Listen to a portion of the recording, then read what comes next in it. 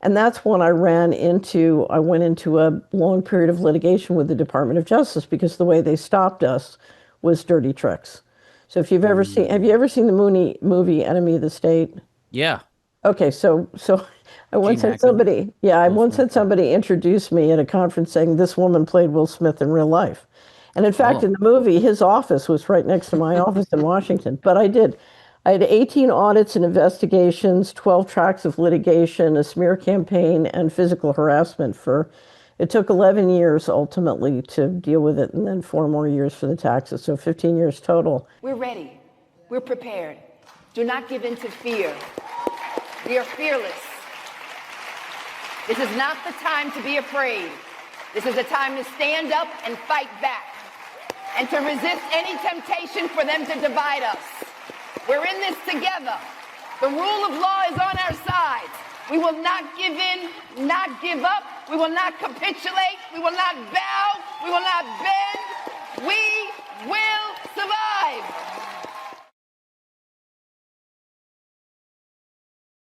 Let me be dark for a second. If you look at the first Trump administration, he shut down Main Street. He injects $5 trillion into Wall Street, or the Fed does, and Wall Street buys Main Street, right? Yeah, pretty much, yes. Now, this time we're shutting down Main Street again because this is really going to hurt small business, right? So last time he bankrupted 35% of the small business and centralized a lot of that market share into big business. So that was the pandemic game, right? Yeah. But now we're playing the tariff game, and it's going to do something similar. The question is, how do you inject the money? Doesn't look to me like the Fed's going to do it. Not yet. I think they will eventually. Well, are they trying to use crypto for some of it?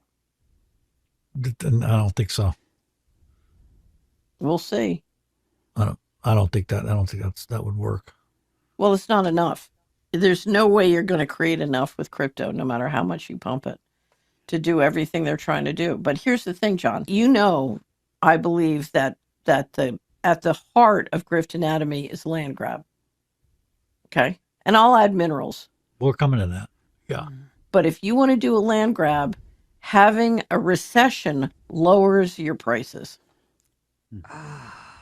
Is this where we are? That voice, along with John Titus, is the voice of a woman who is an investment banker, former United States Assistant Secretary of Housing and Urban Development for housing under President George H.W. Bush, founder of Solari. She is out there in them streets talking about these things, so we invited her here. Let me welcome Catherine Austin Fitts to the Karen Hunter Show. Hello. Hi, Karen. Hi. Sina Hi, Gasman Sina. is here. Yeah. Hi, it's great to be with you. Great to have you. I've been watching a lot of your clips, and I said we need to have a conversation from somebody that might be on the inside, that might know some things.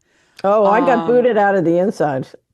Okay, so what do you know? We spent the first hour talking about the military and this 71-minute speech that is right now. There literally every line is lit with people who formerly served or who are serving this country, and they're scared, they're hurt, they feel betrayed. Many of them are disgusted. One person liked everything Pete Hegseth had to say, but I was kind of unsure about that. And what's wild is most of the military, they skew right leaning. Even the black military members skew right leaning. And now they're the way the VA is being treated, people who are veterans who are out on the street, they're like, where are we right now? So I would say a lot of people in the military are Constitution leaning. In other words, they took an oath, and their oath is to the United States and the Constitution. And so they tend to be very literal about that because when you're in a role that enforces, you have to be very literal. And what they are seeing is a lot of abrogation of the Constitution, and it's making them extremely uncomfortable. And it's very important because what we're watching is the mega rich versus everyone else. And it's essential if the mega rich is going to accomplish the control that they're now trying to accomplish, that they get everyone else dividing and conquering, right? So you got to turn everyone else against each other. And it's funny, I used to talk to people about trying to get them to understand all the money that was being stolen. And I used to say, look, if you would just collaborate on what was going on with the money, we could hate each other rich instead of hating each other poor. So, part of what is happening, you got the mega rich against everyone else, and essentially, what is happening is we're trying to turn everyone else against each other and make us incoherent. Because as soon as we're incoherent, we lose our power. Right, We lose right. I our was power saying, to act. Right. I've seen it. Cena was saying earlier, just Yeah. Nazi Germany. I was like, no, this is worse because in the chaos, you don't know what to do. Nazi Germany was highly organized.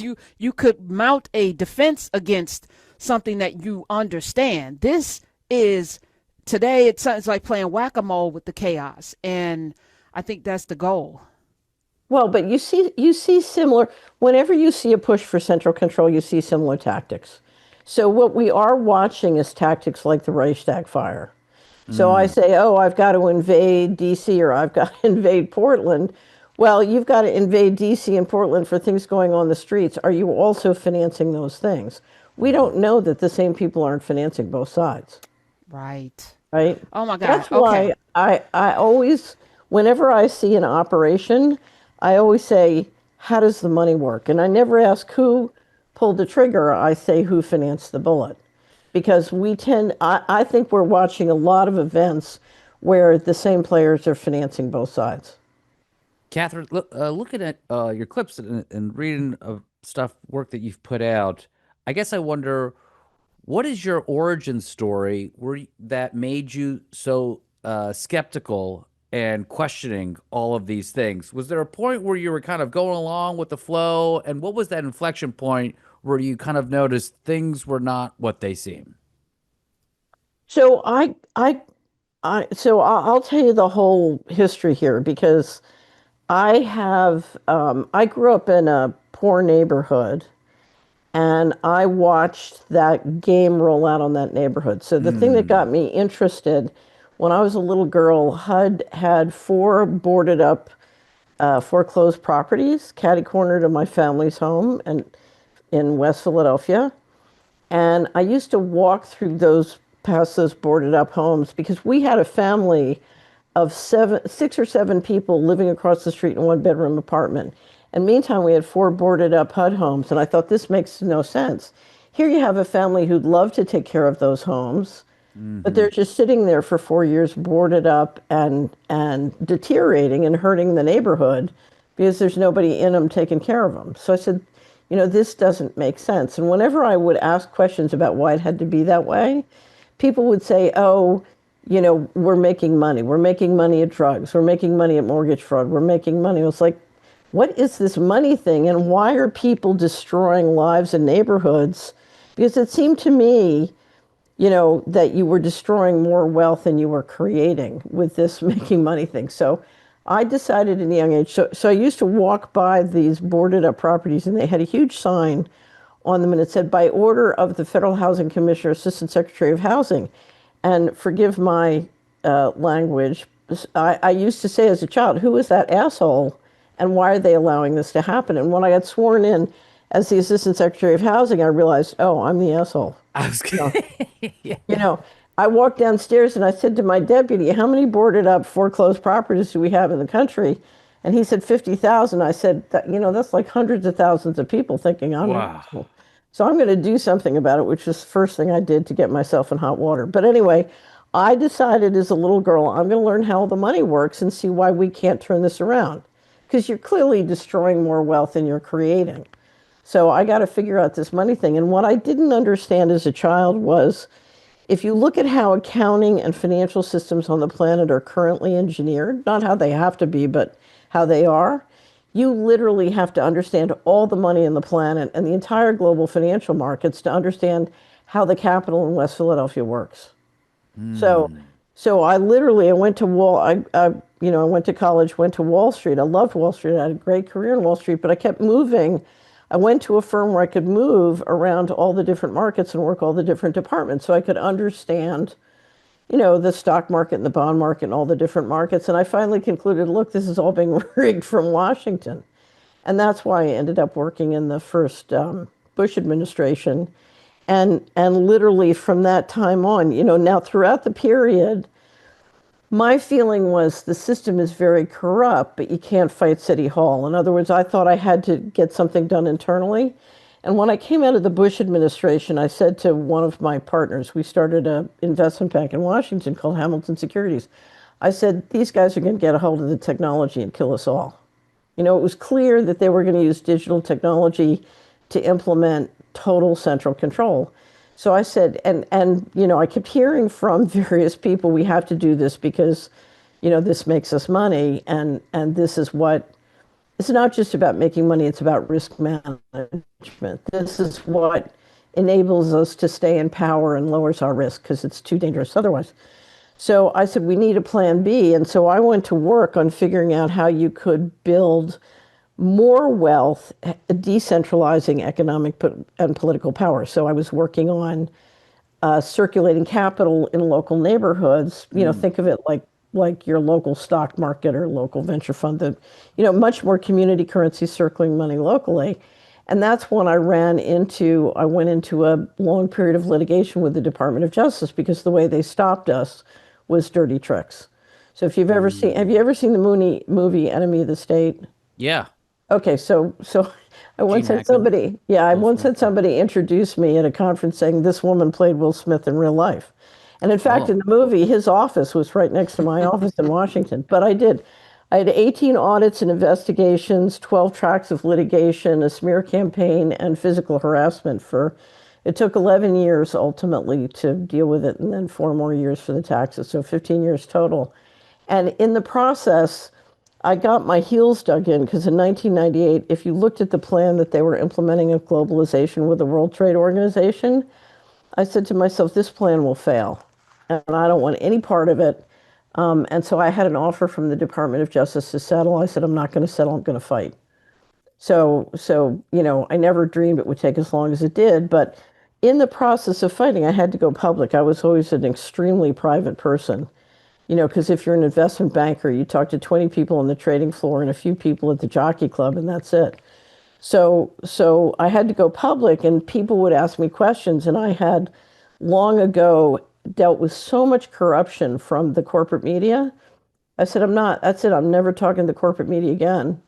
And I'm happy to share those stories with you. But I would tell everybody on the radio, here's my email address. If you have a question, send questions.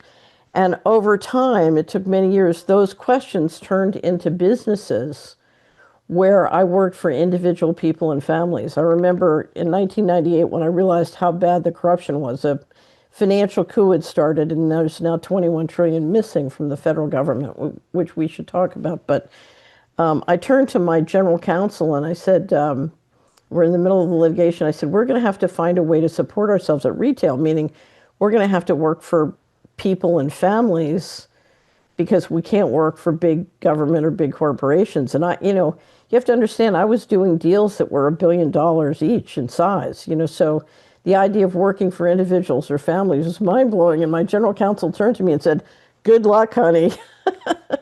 But we did. We finally did. And so now we have 2 businesses. One is the Solari Report. And what we say, you know, it's basically a media website. And we publish 4 hard copies a year. And what we say is there's an official reality and then there's reality.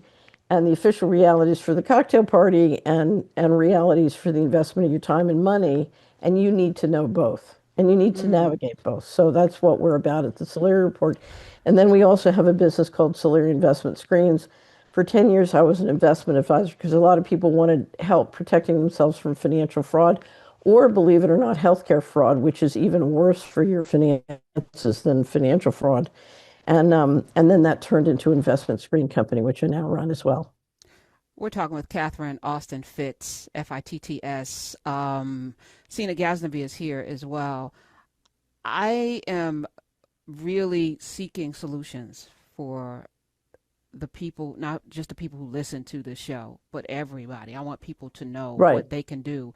It feels very hopeless when the courts are compromised, when the executive branch is compromised, when it seems like the judicial branch, the legislative branch has no clue of what to do, or maybe they're all compromised because they all can insider trade. I don't know what to tell people every day other than to form community, stay, fight So, in community, what are you so, telling people? so there are many, many things you can do. And the Okay. important thing, the first thing you need to know is don't buy into the hopelessness. Hopelessness, John Rappaport once said, hopelessness is an op and it's planet wide. Don't fall for it. That's number one. Mm. It's not hopeless. Um, Number two, get off the couch. Okay. Stop watching. My nickname for the system is the tapeworm. I don't know if you know how a tapeworm works in your body, but it injects into you a chemical that makes you eat what's good for the tapeworm and bad for you. And then you Mm. feed the tapeworm. So the all solutions revolve around detoxing the tapeworm out of your mind, out of your body, and out of your finances, and starting to feed yourself what is nutritious for you, your mind, your body. So let's start. The first and most important thing everyone can do is pray, because this is a spiritual war. That's number one. Number two, what you can all do is use cash. What these guys want to build is a digital control grid. And once they get a digital ID and 100% digital transaction system with no paper currency, what are they going to do? They're going to throw a switch and put us in a digital concentration camp. So they can't get there unless the system gets sufficiently digital. So anything you can do to go analog and walk back digital, so we have a balance of analog and digital. I'm not saying go all analog, but walk it back. And the way you walk it back is with cash. Get everybody transacting in cash. Now, people say to me, inflation is bad. I don't want to have a lot of money in cash. That's fine. You can have money in real assets. You can have money in whether it's paper towels and toilet paper, which is the poor man's treasury bills. So I live in Hickory Valley, Tennessee. We're real big on the poor man's treasury bills. But Yes. but you can have it in real assets, you can have it in gold and silver, you can have it in inventory of all the things you need. You can have it by paying off your credit card debt or paying off your mortgage, whatever. You can have as much as you want in real assets, but get those transactions private and analog, whether you use checks, whether you use Wow. cash, whether you use barter. Just back down the digital system because they depend on an all digital system to get complete control. So I that's love that. Wait. Let me just say, I okay. love that. I make sure I pay for my gas and groceries with cash. Great. Every Sunday, I fill up my tank and I pay with cash, just because I just feel like, well, first of all, 6 cents cheaper for cash because they still have that 6, and Right. I'm frugal. But I didn't know that I was doing this in opposition to this thing. And where does crypto stand with Yeah. you? Where Well, does first, Okay. how do you get frequent flyer points if you're just paying cash all the time? But yeah, I want to know about the See, they're crypto all stuff complicit. because the USDC is a big thing, the central bank currency in the United States they want to push. So crypto is a complex topic, and so Bitcoin is different than the payment mechanisms, is different than stable coins, is different Sure. than meme coins. So, I can talk through all of them. I have a great briefing on stable coins, which everybody should listen to, because stable coins is a major step forward in building the control grid. So the current financial system, as imperfect as it is it's got a lot of digital controls, but not as much as they'd like. Crypto, particularly stable coins, will get you completely on a distributed ledger. And they want to make it really attractive for everybody to go into crypto. So bam, they can get the digital concentration camp. Now, again, you're not gonna protect us by just not doing crypto. I'm not saying don't do crypto, but you've got to keep the analog system alive. Because I hear that. remember, what they're trying to do is create a system which is not just a perfect surveillance system where nothing's private. FinCEN just announced and made this very public, and said this to all the crypto exchanges.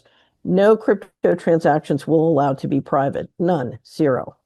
That's Yeah. how the system is being set up. So even if Okay. you have a wallet, even if this is crazy. They want to set it up so that nobody and nothing is private. So And let me ask now, you, if the dollar crash, because I feel like our isolationism has allowed for other countries to not need us. So we see the soybean farmers are pretty much, they went from billions to nothing, being bought by China, and it looks like the dollar, as the oil rich nations are like, maybe we should not have the dollar, as something Gaddafi was talking about 20 years ago, 30 years ago. Here we are now. What if the dollar crashes?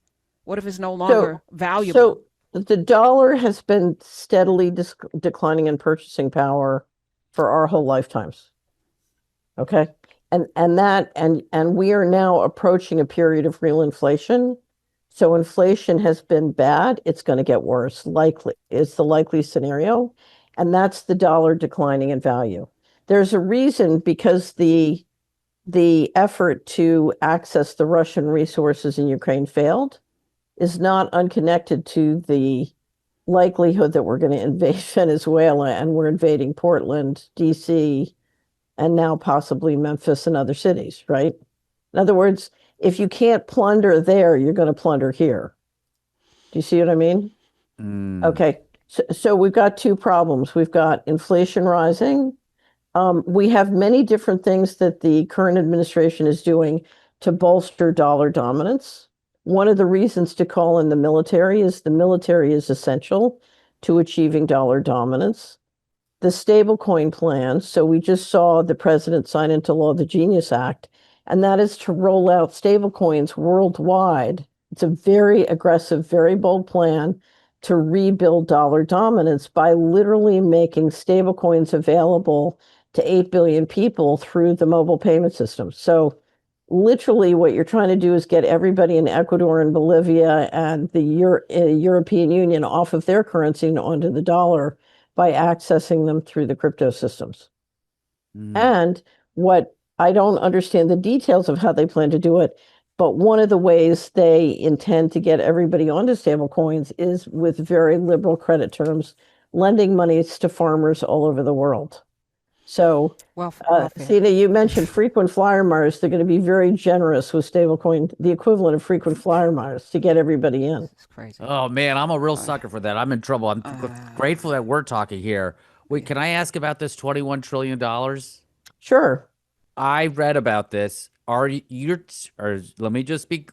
There's a secret city that they built for the wealthy that none of us got invited to. Karen's well off. So I don't know. can't. Why are you bringing me in it? You You're should probably be richer invited, than I Karen. am.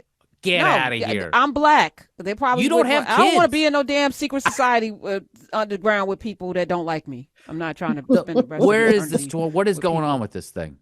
Okay, so in 1995, a budget deal collapsed. We had a 3-week shutdown. It was during the Clinton administration.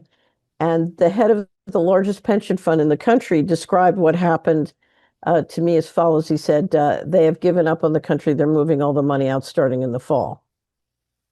So literally you saw the leadership of the financial system give up on trying to work within the current governmental mechanism. Now, what do I mean about the current governmental mechanism? Since 1913, we've had a balance of power between the bankers who run monetary policy and the people's representatives who run fiscal policy. Okay. Digital technology allows us to create a financial transaction system with things like crypto, where the bankers can set complex rule systems of how you and Karen, the rules that you and Karen have to follow, the laws you have to follow, and use the money to enforce. So if I say you're locked down, your money won't work if you leave home. If I say you can't eat pizza, your digital money won't work to buy pizza. Okay. So now the bankers using digital technology can take over fiscal policy and run both monetary and fiscal policy. So a decision was made to literally pull as much money out of the existing government as possible while levering the government up into a debt trap. So what happened? Starting in fiscal 1998, starting October 1st, 1997, vast amounts of money started disappearing from the federal government, from two agencies, from the Department of Housing and Urban Development, where I used to be an assistant secretary, and the Department of Defense. As of fiscal 2015, there was $1 trillion missing from HUD and $20 trillion missing from DOD. Now, how do we know that? We know that because I was part of a group of people in the first Bush administration who got laws passed requiring the federal government to produce audited financial statements. And a process began in 1996 where the government would publish something saying, we are failing to produce audited financial statements as required by law, and here's why. And then in some of them, they would describe the undocumentable adjustments. In 2015, it was the largest undocumentable adjustment to date. The largest had been right before 9/11. I don't know if you remember the Monday before 9/11. Donald Rumsfeld gave a press conference and said there's 2.3 trillion missing from DOD. And in fact, there was a huge story coming out in Insight magazine that Friday that I was helping with the research on about the missing money. And we thought Rumsfeld was trying to get ahead of our story. In fact, what happened was the next day, many offices related to the missing money and the securities financing the missing money were blown up. Okay, so let's fast forward to 2015. In 2015, the Army and DOD announced they were missing 6.5 trillion, which of course was many multiples of their total budget, which, if you understand the financing operation, is possible. And I started to talk, I've been talking every year about it. And one of the reasons I was so concerned about the missing money was that I knew that there was only two ways to balance the budget. If you emptied out the retirement savings, then the only way you could balance the budget was by lowering life expectancy or delaying the retirement age, or both.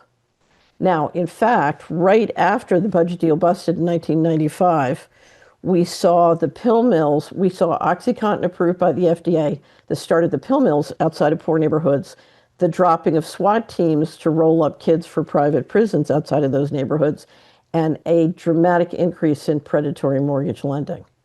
And sure enough, in the low economic groups and the low income groups, you started to see a significant drop in life expectancy. And then, of course, it continued, and then the pandemic, it really fell off the cliff, including in the middle income groups. And now what you see, if you and I were to look at a life expectancy chart, we would see the 19 other industrial age nations going like this, and the U.S. sort of diverging and then falling off the cliff. Down. Right. Yeah. And so, in fact, we are seeing improvements actuarially in Social Security as a result of those changes. It's a more complicated story than that. But I should mention, we have all the information on the missing money at missingmoney.solari.com. We have years and years and years of government and other documentation and analysis explaining what's happening. Okay, so in 2015, there was a real push after those financials to get DOD to finally agree to do an audit. There was a lot of debate. It sort of came to a head in 2017. And the DOD announced once again they were going to fail to produce an audit, which means I should say that we are acting way outside the Constitution and the financial management laws and regulations. I mean, we're talking about crime. This is operating the federal government financially as a criminal enterprise. In fact, in 2001, I had a Senate staffer. I was visiting with the chairman of the appropriation subcommittee that oversees HUD. And they said, what do you think is going on at HUD? Actually, it was in 2000. And I said, I don't know. What do you think is going on at HUD? Somebody I didn't know. I was being careful. And they said HUD is being run as a criminal enterprise. And as a legal matter, that is correct. So Oh my when God. Okay. well, let me keep going. To run HUD and DOD, to run their finances on a criminal basis, you can't do that unless the New York Fed, the Federal Reserve, the Department of Justice, and the U.S. Treasury proactively do that. So they have to work in concert, which is why he wants Lisa Cook and Jerome Powell to be replaced, because he needs people in there who are going to do his bidding.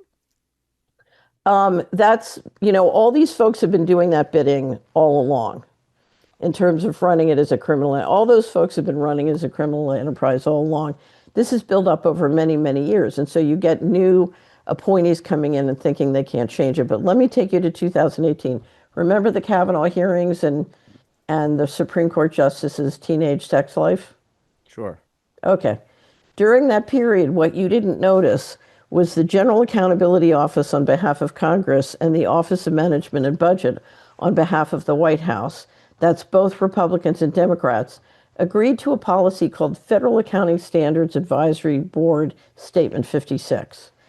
And there's a wealth of information about that policy and analysis of what it means to investors at missingmoney.solari.com. But basically, what it said is we, the government, and our big banks and contractors can keep secret books. And the entire federal government finances went dark. And what that means, Karen and Sina, is that the U.S. securities market, both the large cap stock market and the bond market, the majority of the bond market, essentially have no meaningful financial disclosure. So What? we are now in a financial never land where the Yes. mega rich have complete control and are running everything secretly. Okay, let's get back to the, Yeah, let's sorry. get back to the points. We're talking to Sorry Catherine to interrupt Austin that. Fitz. That's all right. No, it's we need to Sweating. grow up. Catherine Austin Fitz is here. Sina Ghaznavi is here. You said number Wait, one. I don't no want to grow up hopelessness. anymore. I don't want to You grow up. have to. I don't You wanna have grow to. up. You're Can a we Toys go R Us back? kid. Can I- You have to can grow I- up. As somebody who litigated with the Department of Justice for more than a decade, can I give you a piece of advice? Please. No matter what, never lose your state of amusement. Oh, Oh don't well, worry. we got that. I We got that. Don't, Yeah, yeah, yeah, we got don't worry, that. I We- got that. Boots Yeah, on the yeah, ground. We joy is liberation. Okay, so number one, Austin Fitz says we have to not get away from hopelessness. We have hope. We pray. We're going to get through this. This is a spiritual war. I do believe that. We're not fighting flesh and blood as principalities in these dark places. We are doing that. Number two, get off the couch and stop feeding the tapeworm. Stop scrolling, doom scrolling, get up, detox that body, your mind, your spirit, read more. Let's get some fresh air and let's go to the truth. Number three, cash. Start using it. Just because we get to tip the balance, right? They want us all digital. Walk around, have a little bit of cash. We're not talking about having the cash that your grandmama and them had in the mattress and in their bras. Let's do a little cash every week. Let's be intentional. What's number four? Or is there a fourth? Okay, you need get your money out of the big banks. The big banks are running this. Yes, Get they your are. money get your money into a good local community bank and credit union that cares about you. We have a 4-part series on the Solari Report. It's public, it's free, on how to find a good local bank, and it answers every question you could possibly have. It's 4 60-minute interviews, and we go through all the great detail. But get yourself into a bank or credit union that cares about you and cares about the local community, and get out of the big banks. You can't trust them. Okay? So that's next. The next thing you need to do, and this is so important for your finances. Okay? This is a financial person telling you this. There is a great poisoning going on in this country. Okay? And that poisoning is coming from the food system, and that poisoning is coming from the pharmaceutical system, and it's coming from the health system. You cannot trust those systems anymore. The deterioration in quality control in those systems is beyond, it's so bad it's unbelievable. So what you need to do is you need to figure out how can you get local fresh food from trustworthy sources on an economic basis. And there are ways to do it, particularly if we organize. And if you don't do that, you will not have a clear mind, a healthy body, and the energy to deal with anything. Okay? You are being poisoned. You are not sick. You are not dying. You are being poisoned. And you need to get the poison out of your body. Need to get it out of your mind. And you need to not let yourself get poisoned on a continuing basis. And that means you've got to revolutionize your personal responsibility for food and health. You've got to be your own doctor. And you've got to, if you're not your own gardener, you got to find and organize with other people to make sure you have really healthy food. And I can't stress to you enough, you cannot imagine the deterioration in the quality of food. We have one of the pieces we wrote at Solari, and we publish in hard copy a wrap-up every quarter, so we do 4 a year. We did one, Karen, called PharmaFood, and it was by a wonderful Dutch reporter who basically did a huge deep dive on lab-grown meat. Now, I'm a person who prides myself on being able to read or face any truth. I could not read it in one sitting. It was so horrible when you read what they're doing to engineer fake food and what they're trying to sell us and get us to eat. And of course, my fear is once they get financial transaction control, they can say your money will only buy lab grown meat. Correct. So, right. So I finished this and I said to our team, and we got a great team at Soleri, and these are people who love freedom. They're from all over the world. And I said, look, guys, I want you to know pharma food is going to be our worst failure. No one wants to read this. It's so hideous. No one will read it. No one will buy it. We're going to lose a ton of money. We're going to publish it anyway, but I want you to know it's going to be a complete failure. And we were like, we were ready for it. We published it. It was a huge, huge success. I was completely wrong. Here's why. All the fresh food people used it to market. Because they said, if you don't keep your local farmers alive, this is what you're going to eat. And one woman sent me the most wonderful email. She said, I've been a subscriber for years, but I could never get my husband to support me buying local, fresh. He said, it's too complicated, it's too expensive, it's too much time, it's too, I don't want to do it. And I gave him farm food, and he read it, and he came back and he said, honey, I'm all in. How can I help? That's it. I don't know what will give you the impetus to, because if you look in many communities throughout America, we have tons of public and empty space. We could start growing food. I mean, I live in a farming. Ron Finley, who Right. is a crusader in this area, is a friend, and he started growing stuff on the highway in California and got in Right. trouble. But this land is supposed to be free for us to eat off of, and we should not be paying for water and things, clean water, because tech bros want to control stuff. We're ready. We're prepared. Do not give in to fear. We are fearless. This is not the time to be afraid. This is a time to stand up and fight back and to resist any temptation for them to divide us. We're in this together. The rule of law is on our side. We will not give in, not give up. We will not capitulate. We will not bow. We will not bend. We